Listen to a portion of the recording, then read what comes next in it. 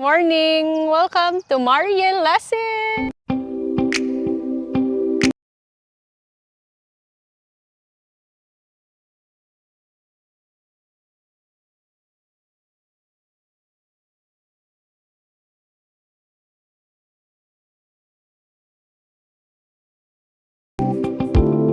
So nandito po tayo sa labas ng aming caravan. Lamig po, parang bumalik sa winter na naman po. Summer na kasi sa Australia, paiba-iba po yung paiba-iba yung weather. So nandito po kami sa Caravan Park, Benella. So napakaganda po kung saan po kami nag-stay dahil dito po kami nag-stop. Pupunta na naman po kami sa ibang farm. So, buhay po ng fruit picking, walang katapusan travel. And hindi po siya madali sa totoo po, yung travel kami ng travel kung saan ang prutas. Itutour ko po kayo mamaya. Parang luxury caravan park po siya para po sa amin. Dahil hindi pa po kami nag-stay ng caravan park na napakaganda po at medyo pricey po yung bayad. Yung bayad po namin dito ay $50 for one night. So usually po yung binabayad namin ay $20 for one night. Pero yung $50 po for one night, included na po yung tubig at kuryente. Pero napakaganda po talaga siya dito. Meron pong swimming pool po. Ayan po yung swimming pool.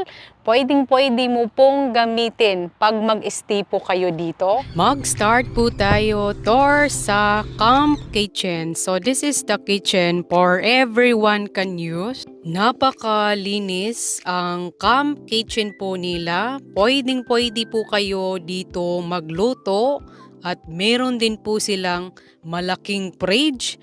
Pwede nyo po ilagay yung mga pagkain nyo dito. Meron din pong dalawang barbecue mismo sa kitchen. Kahit anong gusto mong lutuin po dyan. At meron pong malaking couch dito kung gusto nyo po mag-relax at manood ng TV. Madami pong lamesa. Pwede po kayo dyan kumain. At ito naman po ay microwave. So kung may iinitin kang pagkain, you are welcome to use. This is the toilet and shower for everyone. So, pasok po tayo para makita nyo po ang maganda at malinis nilang shower and toilet.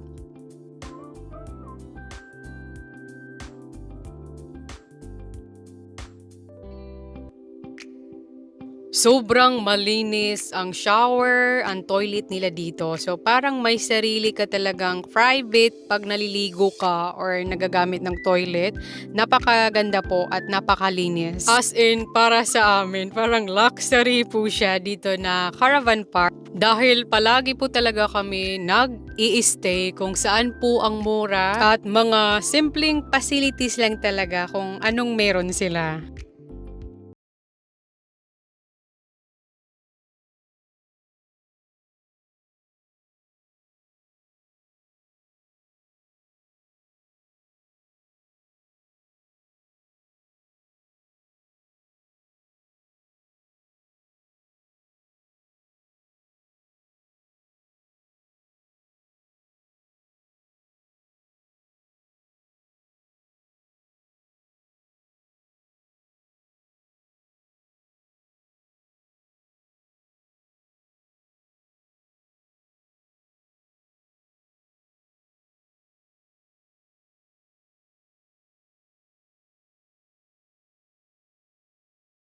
Sylvester to the rescue team! Akala ko kung anong kinukuha niya, lamok pala na napatay. Ipapakita niya daw sa daddy.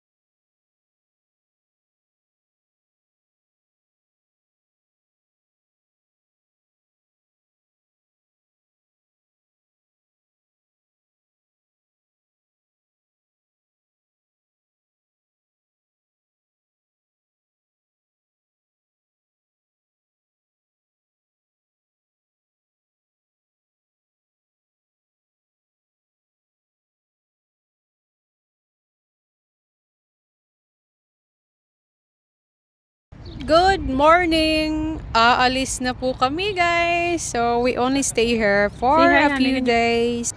It's a real pig. Oh, really? Pasok tayo sa sasakyan. Wow! Ay, ay, ay, ay! Ang kanat-kanat! They put on there.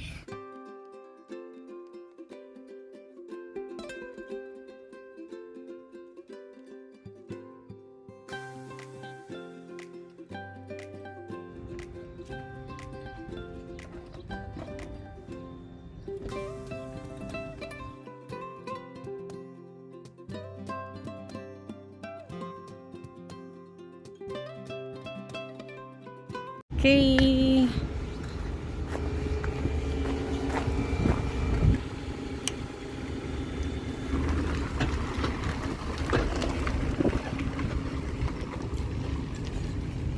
On the way po kami sa Harvesting Office in Shepparton. Medic po yon dito sa Australia. Marami po silang connection sa mga taga-farmer. Pwede po kayo doon direct mag-apply.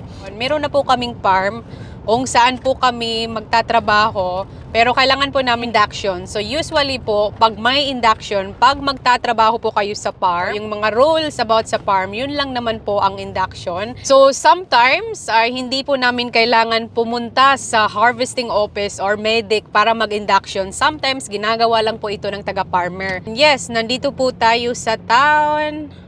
Grabe po talaga ang effort bilang tagapitas dito sa Australia. Magastos din po kami sa gasolina dahil bawat farm ay magkaiba yung mga territory. For example po, yung mga prutas kasi ay magkaiba't ibang lugar o iba't ibang territory. So for example, Manila territory, Cebu, Surigao, yung mga ganun po guys, iba-iba yung territory.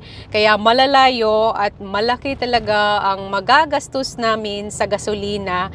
Yes, malaki po ang sahod namin sa fruit picking. Marami din expenses, pagkain, accommodation, just to get in the farm. So yan po ang mga including our life bilang fruit picker. So malapit na po kami doon sa harvesting office. And may kamay ay nasugatan. Paano na itong mamimitas ng cherry? Gamit na gamit pa naman talaga yung fingers pag mamimitas kami ng cherry. Oh, traveling po talaga kami ng madami. Grabe, todo effort po talaga ang buhay, fruit picking. We have to keep traveling. We have to keep going. Kung saan ang prutas ay doon po kami. Otherwise, ay we gonna run out of job. So, yes, kasi yung fruit picking ay hindi po siya permanently job. So, if we going to stop, wala na kaming trabaho. Wala kaming income. So, yes, ito po yung mga sacrifice bilang fruit picker. I don't feel very good today, guys. Hindi ako nakatulog masyado. I feel shit. Parang lalagnatin. Sa kaka-travel din po guys. Mga how many days na nagta-travel. And gusto ko na mag-relax sa one area. Pag makadating na kami doon sa farm. It's time to relax. Hopefully, mga ilang weeks ang trabaho namin doon. Ha? Hopefully po, mga ilang weeks ang trabaho namin doon. And we don't need to move to another area. Dahil grabe na yung traveling namin this year. Ang dami. Finally, nakapag-register na po kami sa medic or sa harvesting office. On the way na po kami doon sa farm kung saan po kami mamimitas ulit ng cherry. Yung isa na iinis na vlog ako ng vlog. Maraming salamat guys!